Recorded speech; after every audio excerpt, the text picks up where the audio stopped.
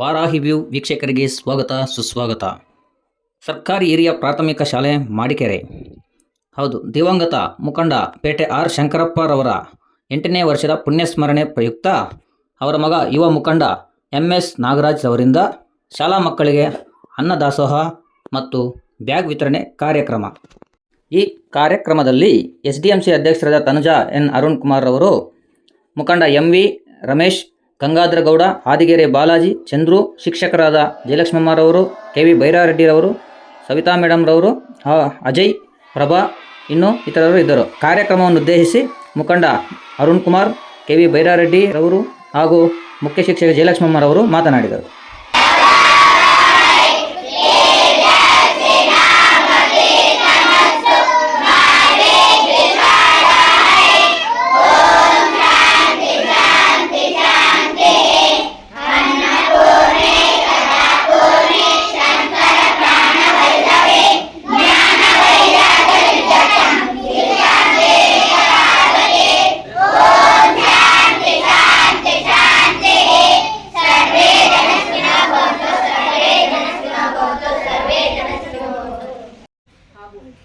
ನನ್ನ ಆತ್ಮೀಯ ವೃತ್ತಿ ಬಾಂಧವರೇ ಹಾಗೂ ಈ ಗ್ರಾಮದ ಹಳೆಯ ವಿದ್ಯಾರ್ಥಿಗಳೇ ಹಾಗೂ ಎಲ್ಲ ಪುಟಾಣಿ ಮಕ್ಕಳೇ, ಈ ದಿನ ಒಂದು ಶುಭ ದಿನ ನಮಗೆ ಆದರೆ ಏನಪ್ಪ ಅಂತಂದರೆ, ಪ್ರತಿ ವರ್ಷದಂತೆ ನಾಗರಾಜರವರು ತನ್ನ ತಂದೆ ಶಂಕರಪ್ಪರವರ ಪುಣ್ಯತಿಥಿಯ ಸ್ಮರಣಾರ್ಥ ಎಲ್ಲ ಮಕ್ಕಳಿಗೂ ಊಟವನ್ನು ಕೊಡಿಸ್ತಾ ಬರ್ತಾ ಇದ್ದಾರೆ ಸುಮಾರು ಒಂದು 5-6 ವರ್ಷಗಳಿಂದ.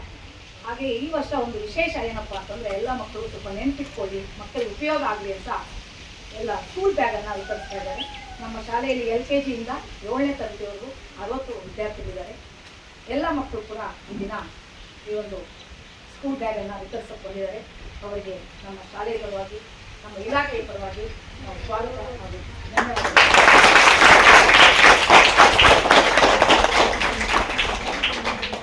ಎಲ್ಲ ಮಕ್ಕಳು ನೀವು ಅಷ್ಟೇ ವಸ್ತುಗಳನ್ನು ಉಪಯೋಗ ಮಾಡ್ಕೋಬೇಕು, ಮತ್ತು ಅದನ್ನು ನೆನೆಸ್ಕೋಬೇಕು. ನಾವು ಯಾವುದೇ ಲೇಖನ ಸಾಮಗ್ರಿಗಳಾಗಲಿ ವಿದ್ಯಾರ್ಥಿಗಳಿಗೆ ತುಂಬ ಮುಖ್ಯ ಆಗಿರುತ್ತೆ. ಆದ್ದರಿಂದ ಅದನ್ನು ಸದುಪಯೋಗ ಮಾಡ್ಕೊಳ್ಳಿ ಮಕ್ಕಳ ಕೈ ಅಂತ ಅವರಿಗೆ ನಾನು ಮತ್ತೊಮ್ಮೆ ಕೃತಜ್ಞತೆಯನ್ನು ಹೇಳ್ತಾ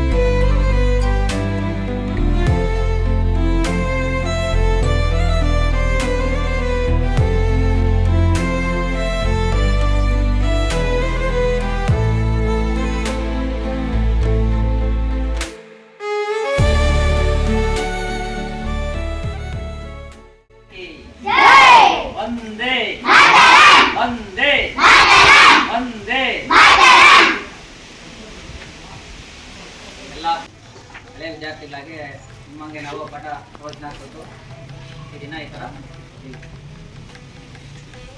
ಈ ಬ್ಯಾಗ್ ವಿತರಣೆ ಏನಕ್ಕೆ ಮಾಡಿರೋದು ಗೊತ್ತಾ? ಎಲ್ಲರೂ ಚೆನ್ನಾಗಿ ಓದಬೇಕು, ಕಲಿಬೇಕು, ನೀಟಾಗಿ ಮಾಡ್ಕೋಬಾರ್ದು, ಒಳ್ಳೆ ಹೆಸರು ತಗೊಂಡ್ಬರ್ಬೇಕು. ಮುಂದೊಂದು ದಿನ ನೀವು ಚೆನ್ನಾಗಿ ಉದ್ಧಾರ ಆಗಿ ಇದೇ ಥರ ದಾನ ಧರ್ಮ ಅನ್ನೋದು ಉಳಿಸ್ಕೊಂಡು ಹೋಗ್ಬೇಕು. ನಾವು ಚೆನ್ನಾಗಿ ತಿಂತೀವಿ, ಇರ್ತೀವಿ, ಎಲ್ಲ ಇರ್ತೀವಿ. ಪಾಪ ಇಲ್ಲಿ ಏನೂ ಇಲ್ಲದವರು ಜಾಸ್ತಿ ಜನ ಇರ್ತಾರೆ ಅಂತೇಳಿ ಇಲ್ಲಿ ಯಾರು ಇಲ್ಲ ಅಂತ ಹೇಳ್ತಾ ಇಲ್ಲ. ಇರೋರಲ್ಲೇ ಅಂದರೆ ನಾವು ಬೇರೆಯವ್ರಿಗೆ ಏನಾದರೂ ಮಾಡಬೇಕಾದ್ರೆ ಸಹಾಯ ಅನ್ನೋದು ನಮ್ಮ ಧರ್ಮದಲ್ಲಿ ಬಂದಿರೋದು. ನಮ್ಮಲ್ಲಿರೋ ಗುರುಗಳನ್ನ ಆ ದಾನದ ಮುಖಾಂತರ ನಾವು ತೋರಿಸ್ಕೊಳ್ಳೋದಿದೆ ಅಲ್ಲ, ಅದು ನಮ್ಮ ಧರ್ಮ ಹೇಳ್ಕೊಡೋದು. ನಮ್ಮ ಸ್ಕೂಲ್ ತುಂಬ ಹಳೇದಿತ್ತು, 4-5 ಬಿಲ್ಡಿಂಗ್ ಇತ್ತು ಅಷ್ಟೇ. ನಾವು ಓದೋವಾಗ 4 ಬಿಲ್ಡಿಂಗ್ ಇತ್ತು. ಬರ್ತಾ ಬರ್ತಾ ಆವತ್ತಿಗೆ ನಾವು 100 ಜನ ಮೇಲೆ ಇತ್ತು. ನಾವು ವಿದ್ಯಾರ್ಥಿಗಳು 100 ಜನ ಆವಾಗೇ ಇದ್ವಿ, 100-150 ಜನ ಮೇಲೆ ಇದ್ವು ಅವಾಗ ಅಂತ. 94-95 ಲಾಸ್ಟ್ ಸ್ವಲ್ಪ ಜನ ಇದ್ವಿ, ಚೆನ್ನಾಗಿ ಓದ್ತಾ ಇದ್ವಿ, ಚೆನ್ನಾಗಿ ಹೇಳ್ಕೊಡೋದು. ಇವಾಗ ನಿಮಗೂ ಒಳ್ಳೆ ಇದ್ದಾರೆ. ಅವರ ಮಾರ್ಗದರ್ಶನ ತಗೋಬೇಕು, ಅವ್ರು ಹೇಳೋದನ್ನ ಎಲ್ಲರೂ ಕೇಳಬೇಕು. ಹೇಳ್ತಿರ್ತಾನೆ ಚೆನ್ನಾಗಿ ಓದ್ತೀರಾ ತಾನೆ? ಚೆನ್ನಾಗಿ ಓದಿ ನಿಮ್ಗೆ ಏನೇ ಬೇಕಾದ್ರೂ ವ್ಯವಸ್ಥೆಗಳ ರೂಪದಲ್ಲಿ ದಾನಿಗಳು ಇರ್ತಾರೆ, ಶಿಕ್ಷಕರ ಮುಖಾಂತರ ತಿಳಿಸಿ, ಎಕ್ಸಾಮ್ಸ್ ಮುಖಾಂತರ ತೋರ್ತಾ ಇತ್ತು ಆಫೀಸ್ ರೂಮು ಆ ಕಡೆ ಎಲ್ಲ ಗೊತ್ತಲ್ಲ.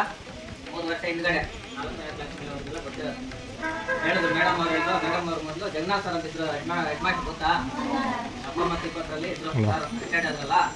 ಯಾವಾಗಲೂ ಇದೇ ಥರ ಹೇಳೋದು, ಯಾರು ದಾನಿಗಳಿದ್ರೆ ಇದು ಮಾಡಿ ಅದು ಮಾಡಿ ಅಂತ ಹೇಳ್ತಾ ಇದ್ರು.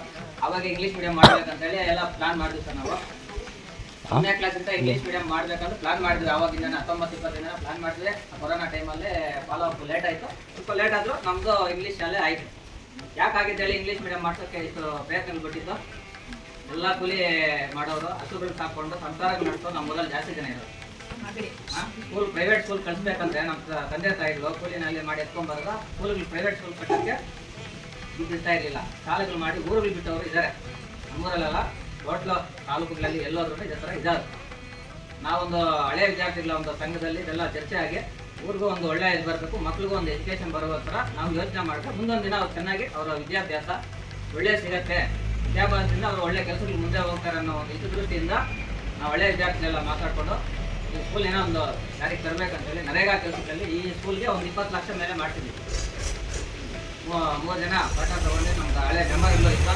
ಅವ್ರ ಜೊತೆಲಿ ಹಿಂದ್ಗಡೆ ಕಾಂಪೌಂಡು ಬೆಲೆ ಹಾಕ್ತಿದ್ವಿ. ಅದಕ್ಕೆ ಮೊದಲು ಏನಾಗ್ತೈತೆ ಆಡೋದು, ಬಳ್ಳಿಗಳಾಡೋದು, ರಾತ್ರಿ ಎಲ್ಲ ಲೈಟ್ಗಳು ಹಾಕೊಂಡು ಇನ್ಸ್ಪೆಕ್ಟ್ ಈ ಥರ ಮಾಡ್ತಾಯಿದ್ರು. ಅನೈತಿಕ ಚಟುವಟಿಕೆಗಳು ಅದ್ರ ಮೇಲೆ ಹಾರ್ಕೊಂಬರೋದು ಕಾಂಪೌಂಡ್. ಈ ಕಡೆದು ಕಾಂಪೌಂಡು ಹೈಟ್ ಮಾಡಿದ್ವಿ. ಇವಾಗ ಯಾರಾದರೂ ಬರ್ತಾ ಇದ್ದಾರಾ? ಕ್ಲೀನಾಗಿದೆಯಲ್ಲ. ಇವಾಗ ಇದು ಅಷ್ಟೇ ಮಣ್ಣಿತ್ತೆಲ್ಲ. ಮಳೆ ಬಂದರೆ ಕಾಲಿಡಕ್ಕೆ ಆಗ್ತಾ ಇರಲಿಲ್ಲ, ಬರ್ತಾ ಇರಲಿಲ್ಲ.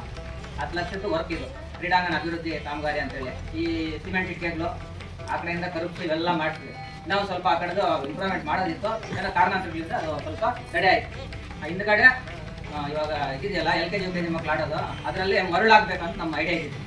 ಮರಳು ಏನಕ್ಕಂದರೆ ನೀವು ಆಡೋ ಮಕ್ಕಳು ಆಟಗಳಾಡೋವಾಗ ಅಲ್ಲಿ ಆಡ್ಕೊಳ್ಳಿ, ರನ್ನಿಂಗ್ ರೇಸು ಇಲ್ಲ ಹೈ ಜಂಪು ಲಾಂಗ್ ಜಂಪು ಆ ಥರ ಮಾಡೋಣ ಅಂತ ಒಂದು ಸ್ವಲ್ಪ ಪ್ಲಾನ್ ಇತ್ತು. ಅದು ಸ್ವಲ್ಪ ಕಾಮಗಾರಿ ತಡೆಯೋದ್ರಿಂದ ಆಗಲಿಲ್ಲ. ಅದು ನಮ್ಮ ಕ್ಷಮೆ, ಎಲ್ಲರೂ ಕ್ಷಮೆ ನಮ್ಗೆ ಕೊಡ್ಬೇಕು. ಅದೊಂದು ಪೆಂಡಿಂಗ್ ಇಟ್ಬಿಟ್ಟು ಆ ಕಡೆ ಸ್ವಲ್ಪ ಮರಳು ಹಾಕಿದರೆ ಆಡೋವಾಗ ಬಿದ್ದರೂ ಕಾಲು ಕೈ ಕೆಟ್ಟು ಬೀಳುತ್ತೆ, ಗೊತ್ತಾಯ್ತು. ಒಂದು ಇವೆಲ್ಲ ಏನಕ್ಕೆ ಮಾಡ್ತಾ ಇದ್ದೀವಿ ಅಂದರೆ ನಮ್ಮೂರು ಇಂಪ್ರೂವ್ಮೆಂಟ್ ಆಗಬೇಕು, ನಮ್ಮೂರು ಬೇರೆ ಶಾಲೆಗಳಿಗಿಂತ ವಿಭಿನ್ನವಾಗಿ ಮುಂದೆ ಬರಬೇಕು. ಫಸ್ಟಲ್ಲಿ ನಾವು ಇರಬೇಕು. ನಾವು ಮಾಡ್ಕೆರೆ ಶಾಲೆ ಅಂದರೆ ಫಸ್ಟಲ್ಲಿ ಇರಬೇಕು. ಯಾಕೆ ಇರಬೇಕಂದ್ರೆ ಹೇಳಿ, ಓದಲ್ಲಿ ಚಾಲೆಂಜ್ ತಗೊಂಡ್ರೆ ನಾವು ಓದೋ ಇದರಲ್ಲಿ ಇದೀವಲ್ಲ ಅದ್ರ ಚಾಲೆಂಜ್ ತಗೋಬೇಕು. ನಿನ್ಗಿಂತ ನಾನು ಚೆನ್ನಾಗಿ ಓದಬೇಕು, ನನಗಿಂತ ನೀನು ಒಬ್ರಿಗಿಂತ ಹೋಗ್ಬೇಕು. ಆ ಓದ್ ಜೊತೆಗೆ ಕ್ರೀಡೆನೂ ಅಷ್ಟೇ. ಇವಾಗ ಡ್ಯಾನ್ಸ್ಗಳು ಆಟ ಪಾಠಗಳಲ್ಲಿ ನಮ್ಮ ವೆರೈಟಿ ಸರ್ ತಾಲೂಕಿಗೆ ನಂಬರ್ 1 ಮಾಡಿದ್ದಾರೆ. ಅದ್ರ ಜೊತೆಗೆ ಕ್ರೀಡೆಯಲ್ಲೂ ಬರಬೇಕು, ಜೊತೆಗೆ ಎಜುಕೇಷನ್. ಇವಾಗ ಹೇಳ್ಕೊಡ್ತಾ ಇದ್ರಲ್ಲ ಮೇಸ್ಟ್ರು ಮೇಡಮ್ ಎಲ್ಲ ಚೆನ್ನಾಗಿ ಹೇಳ್ಕೊಡ್ತಾರೆ. ಅವ್ರು ಹೇಳಿದ್ರೆ ನಾವು TV ಚೆನ್ನಾಗಿ ಹೇಳ್ಕೊಂಡ್ರೆ ನಂಬರ್ 1 ಆಗ್ತೀವಿ. ನಮ್ಗೆ ಇದೆ ಚಿಂತಾಮಣಿಯಲ್ಲಿ ಮಾಡ್ಕೆರೆ ಶಾಲೆ ನಂಬರ್ 1 ಆಗೋದು ನಮ್ಮ ಆಸೆ. ಅದು ಇದೆ, ಅದು ಶಿಕ್ಷಕರ ಮುಖಾಂತರ ನೀವು ಆಗ್ತೀರ ಅನ್ನೋ ನಂಬಿಕೆ ನಮ್ದಿದೆ. ಅರ್ಥ ಆಗ್ತಾ ಇದೆಯಲ್ಲ ಹೇಳ್ತಾರೆ ಅಂತ. ಮೊನ್ನೆ ಇಂಡಿಪೆಂಡೆನ್ಸ್ ಡೇಯಲ್ಲಿ ಎಲ್ಲ ಇಂಗ್ಲೀಷ್ ಚೆನ್ನಾಗಿ ಮಾತಾಡಿದ್ರೆ ಖುಷಿ ಆಗುತ್ತೆ ಗೊತ್ತಾ? ಎಷ್ಟು ಚೆನ್ನಾಗಿ ನಾನು ತೋರಿಸಿದ್ದೀನಿ ಅಂತ ನೋಡಿ. ನಮ್ಮ ಮಕ್ಕಳು ಚೆನ್ನಾಗಿ ಇಂಗ್ಲೀಷಲ್ಲಿ ಪೇಪರ್ ಇಟ್ಕೊಳ್ತೀರ ಮಾತಾಡ್ತಾರೆ. ಜ್ಯೋತಿ ಸ್ಕೂಲ್ಗಿಂತ ನಾವು ಬೇರೆದ್ರಲ್ಲೂ ಕಡಿಮೆ ಇಲ್ಲ. ಅಲ್ಲಿ ಫೀಸ್ ಲಕ್ಷ್ಮಿ ಕೊಟ್ಟು ಹೋಗ್ಬೇಕು, ನಾವಿಲ್ಲಿ ಲಕ್ಷ್ಮಿ ಕೊಡ್ದಿರೋದೇ ನಂಬರ್ 1 ಆಗ್ತಾ ಇದ್ದೀವಿ. ಇದು ನಮ್ಗೆ ಬೇಕಾಗಿತ್ತು. ಹೆಂಗೆ ನಂಬರ್ 1 ತಾನೆ? ನಂಬರ್ 1 ಇರೋದವ ಎಷ್ಟು ಚೆನ್ನಾಗಿ ಮಾತಾಡ್ತಾರೆ ಇಂಗ್ಲೀಷು. ಅದು ನಮ್ಗೆ ಇಂಗ್ಲೀಷು ವ್ಯಾಮೋಹದಿಂದ ನಾವು ಬೇರೆ ಪ್ರೈವೇಟ್ ಹೋಗೋದು. ಇವಾಗ ಅದೇ ಇಂಗ್ಲೀಷ್ ನಮ್ಮ ಶಾಲೆಯಲ್ಲೇ ಇದೆ. ನಮ್ಮ ಶಿಕ್ಷಕರೆಲ್ಲ ಚೆನ್ನಾಗಿ ಹೇಳ್ಕೊಡ್ತಾರೆ. ನಾವು ಅಷ್ಟೇ ಅವ್ರ ಜೊತೆಯಲ್ಲಿ ಸ್ನೇಹಿತರಾಗಿ ಹೋಗ್ಬೇಕು. ಎಲ್ಲ ಓದ್ತೀರಾ? ನಿಮ್ಗೆಲ್ಲನೂ ತುಂಬ ಹೃದಯದ ಅಭಿನಂದನೆಗಳು ಸಲ್ಲಿಸ್ತೀನಿ. ಇದು ಚೆನ್ನಾಗಿ ಓದ್ಬೇಕು. ಅದು ಒಳ್ಳೆ ಕಾರ್ಯಕ್ರಮನೇ, ಅನ್ನದಾನ ಮಹಾದಾನ. ಅದ್ರ ಜೊತೆಗೆ ಒಂದು ಹೆಸರಿರಲಿ. ತಂದೆಯವರು ಅವರು ಮುಖಂಡರು ಊರಿಗೆ ತುಂಬ ಒಳ್ಳೆ ಕೆಲಸಗಳು ಮಾಡಿದ್ದಾರೆ. ಅವರಿಂದ ತುಂಬ ಜನ ಸಹಾಯ ಪಡ್ತಿದ್ದಾರೆ. ತಾಲೂಕೆಲ್ಲ ಸಹಾಯ ಪಡ್ತಿದ್ದಾರೆ ಅವ್ರ ಅಪ್ಪನ ಹತ್ರ.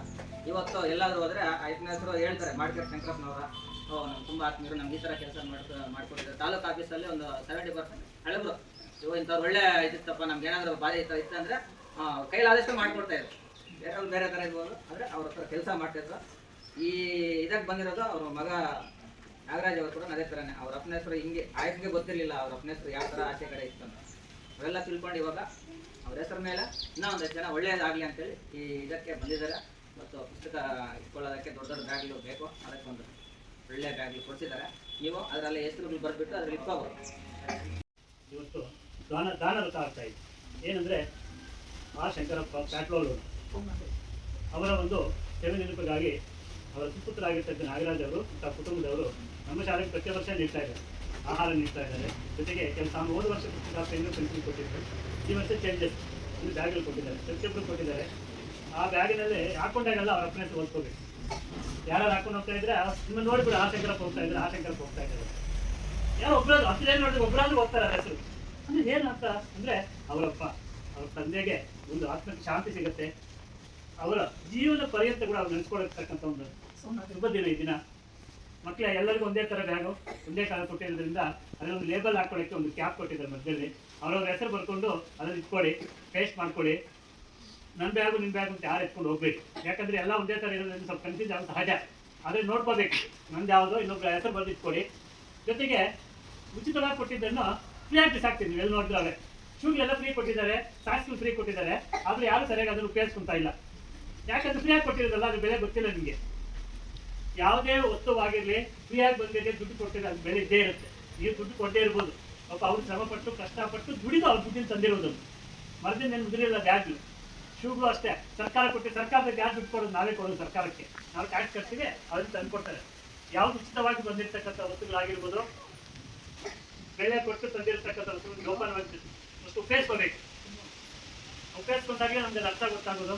ಇವತ್ತು ಕೊಟ್ಟಿರ್ತಕ್ಕಂಥ ಬ್ಯಾಗ್ಗಳನ್ನು ನೀವು ಪ್ರತಿ ದಿವಸ ಸ್ವಚ್ಛವಾಗಿಟ್ಕೊಂಡು ನೀಟಾಗಿ ಬಳಸಿಕೊಂಡು ಉಪಯೋಗಪಡಿಸಬೇಕು ಅಂತ ಹೇಳ್ತಾ ಈ ಒಂದು ಪುಸ್ತಕ ನಡೆಯತಕ್ಕಂಥ ನಾರಾಯಣ ಅವರಿಗೆ ಮತ್ತು ಅವ್ರ ತಂದೆಯವರಿಗೆ ಮೊಟ್ಟ ಮೊದಲಿಗೆ ವಂದನೆಗಳನ್ನು ಈ ಒಂದು ಸಮಾರಂಭಕ್ಕೆ ನಾಗರಾಜ್ ಅವ್ರ ಸ್ನೇಹಿತ ಆಗಿರ್ತಕ್ಕಂಥವ್ರು ಆಗಿರ್ತಿದ್ದಾರೆ. ಅವ್ರಿಗೂ ಸಹ ವಂದನೆಗಳನ್ನ ಅರ್ಪಿಸ್ತಾ ಇದ್ದಾರೆ.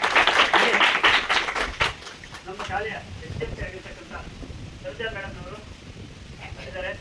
ಅವ್ರಿಗೂ ಸಹ ವಂದನೆಗಳನ್ನ ಅರ್ಪಿಸ್ತಾ ಇದ್ದಾರೆ. ಅವ್ರಿಗೂ ಸಹ ಈ ಸಂದರ್ಭದಲ್ಲಿ ವಂದನೆಗಳನ್ನ ಅರ್ಪಿಸ್ತಾ ಇದ್ದಾರೆ.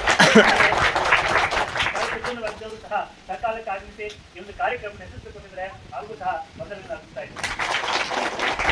ಮತ್ತೆ ಹೊಟ್ಟೆ ತುಂಬ ಊಟ, ಮೈ ತುಂಬ ಬಟ್ಟೆ, ಬ್ಯಾಗ್ ತುಂಬ ಪುಸ್ತಕ ಉಚಿತವಾಗಿ ಸಿಗ್ತಾ ಇದೆ ನಿಮಗೆ. ಹೊಟ್ಟೆ ತುಂಬ ಊಟ, ಮೈ ತುಂಬ ಬಟ್ಟೆ, ಬ್ಯಾಗ್ ತುಂಬ ಪುಸ್ತಕ ಇಷ್ಟು ಕೊಡ್ತಾ ಇದ್ದಾಗ ಮೈ ತುಂಬ ಮತ್ತು ಮನಸ್ಸು ತುಂಬ ವಿದ್ಯೆ ಇಲ್ಲ. ನೀವು ನಾಲೆಡ್ಜ್ ಇರಬೇಕು. ಅವಾಗ ಹೇಳ್ತಾ ಇದ್ರು ಅವ್ರ ಹತ್ರ ಕೂಡ ನಾವು ಹೇಳ್ತಾ